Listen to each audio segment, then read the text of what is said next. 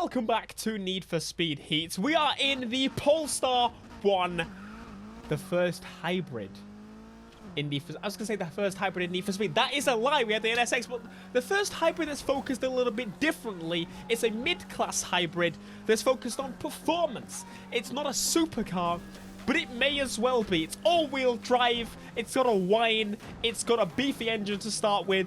It's got 600 horsepower under the hood, and we need to make it look the part as well. Right now, it looks very businessy, executive. I like that look. Personally, I would love to have one of these. I almost did consider one for a while, and I'm still on the list. You know, the list of I'll probably never be able to afford it, but we are customizing it here today in Need for Speed. This is something I would do if it was possible to do to the Polestar. Now you can see there's an issue there with the lights. This is probably being fixed in the final build. Hopefully it's been fixed. And we've got an absolutely fantastic wing. That's one of my favorite things about this.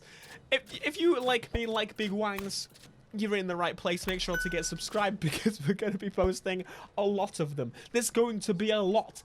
Big wangs are the best. They're the only option. Most of the time, actually I tell a lie. When it comes to a muscle car, maybe a little lip, maybe a drag spoiler. Anyway, we should carry on focusing on this. So we go from a nice executive automobile. And the thing that's different about this car is that this car doesn't have customization yet. I don't think it's even out for the most part. There's only like 1 or 2 available right now. And yeah, one of them is getting wide-bodied right now by Keisel and his team. Basically, Keisel designed the kit. And it's going to look insane. Let's get on with it. So, the customization of this, as I said, there is nothing available for it right now. And that is very unique in that Need for Speed get to design the parts that they want to. And they kind of went a little bit crazy with it. They went out with the executive, in with this crazy space mobile.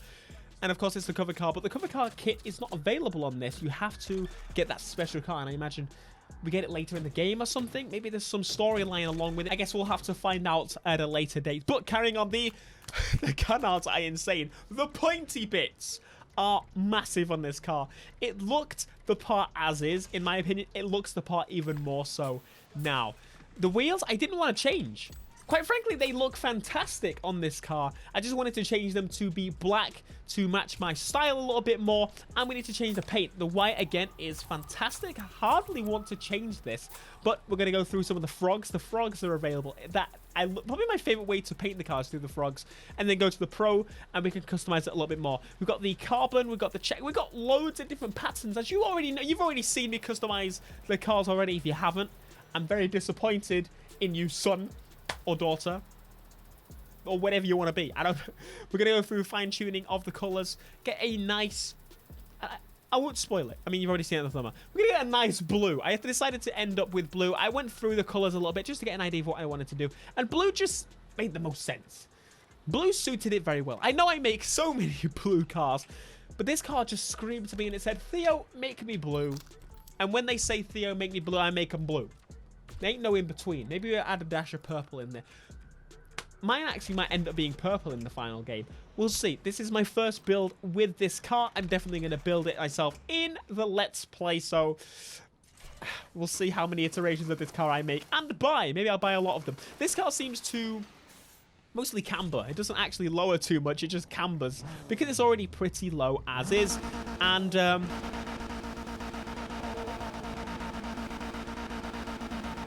what do you think? I think it's pretty cool. And it gets more metallic-y as we start playing with it. I really like the sound of this car. But we can engine swap it. And I'm going to go through the engine swaps.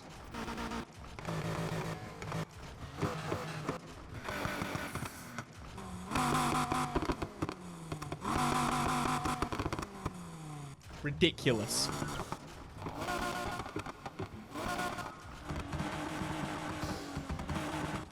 That's insanity. I'm sorry, the best engine takes it up to the high 200s, so there's a lot of room for improvements on this car. This car dreams of being customized and swapped and engine swapped and everything, but I am gonna say, look at the blue, it just glows in this. Now, this is going to be something fun for a lot of people. This is the Raceway, and can you hear the whine? Yeah, if you've seen the Let's Play episode, you know about this. If you haven't seen any Let's Plays, I'm showing you without the Let's Plays. Don't even worry about it. We're going to show you the sound. This thing whines. It's got a electric whine, and it sounds so good. And I know the actual Polestar has something similar to this, but now we actually get to experience it on the track, drive it around this arena that is going to be probably one of the most milked races in Need for Speed history. Let's be real. As soon as you give us a loop like this, we are going to milk it dry. We're gonna do it a lot. Okay, there's no question about it. It's going to be done. So the Polestar, to me, I like it as an executive car. It's super cool. It makes the normal coupes look kind of cooler. Like, normally an electric car to me, it's not an electric car, it's a hybrid. But normally an electric car to me, I'm just like, sure, there's some that excite me. For example, the Rimac, for example, the Tesla Roadster. Those are fantastic cars, and I'm very excited about them. But usually hybrids sound like it's a Prius, it's a this, it's a that.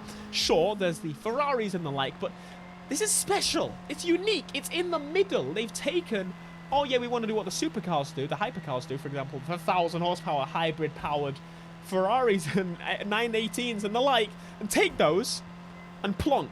Here you go, hybrid-powered, filling in the gaps, making it run smoothly, helping assist, just like those hypercars, but in a mid-tier performance car.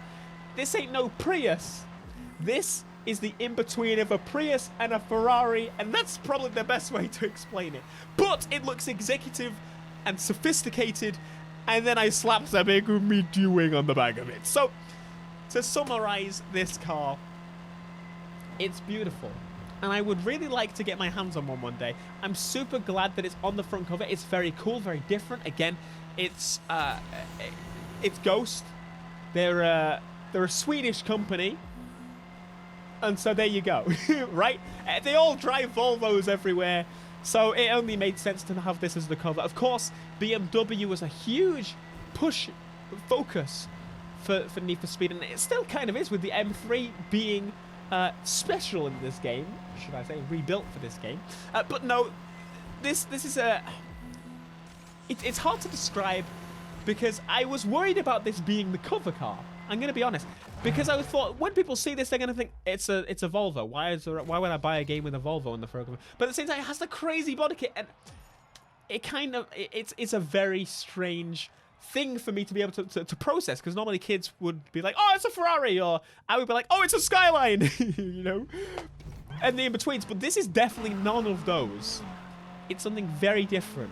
It's not like throwing a Bugatti on either. It's like throwing BMW 3 Series 340i and putting a big wing on it and a body kit, and people, it's the same as that. It's the weird executive class that just, I'm intrigued. Anyway, so we did some exploring around this area, this arena. There's going to be a lot of people here. It's right outside the main garage, so as soon as people customize, they'll probably take it to the track, they'll probably do some jumps, they'll probably do some, you can do everything here. There's a lot of stuff. There's a lot of smashables, a lot of collectibles in this area, and it actually tells you in the top corner as you collect stuff what you get for it and the like.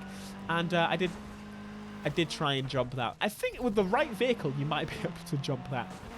So we'll have to see on that. Anywho, so yeah, this area is going to be a lot of fun. You know full well that people are going to... There's a Pro Street! Look! Pro Street on the wall! And apparently there's a lot of those all around the map. All these will unlock special liveries for you to use and use in the rap editor, which is just great. I love that there's more collectibles and the like, and there's a finish line right there, which was to do with that speed, which I very clearly didn't get. Again, this car is a standard right now in terms of performance, so we don't properly get to feel how it is until a bit later. Now, I actually did find a Flamingo, so these are another smackable collectible, if you will. There's a lot of these around the map. I think, in fact, there's like 1 million. I tell a lie. They tell you per area where these collectibles are, how many you've got in that area. For example, 1 of 5 in the Raceway. That sounds like there's going to be a lot all around the map, doesn't it? But it encourages you to keep going in that area and look in that area for those parts. I like it. It's a neat concept. It makes me more interested to actually try and find them, opposed to going, oh god, there's 1 million of them total.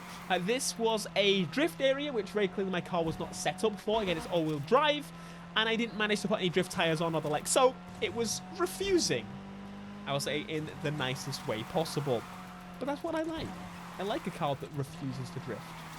I'm going to put some grippy tires on it, and this is going to be the best car in the game. With a flat 12. What's a flat 12? A V12, a V10, a V8, whatever you want. You could basically put every engine in this car, and it's kind of ridiculous.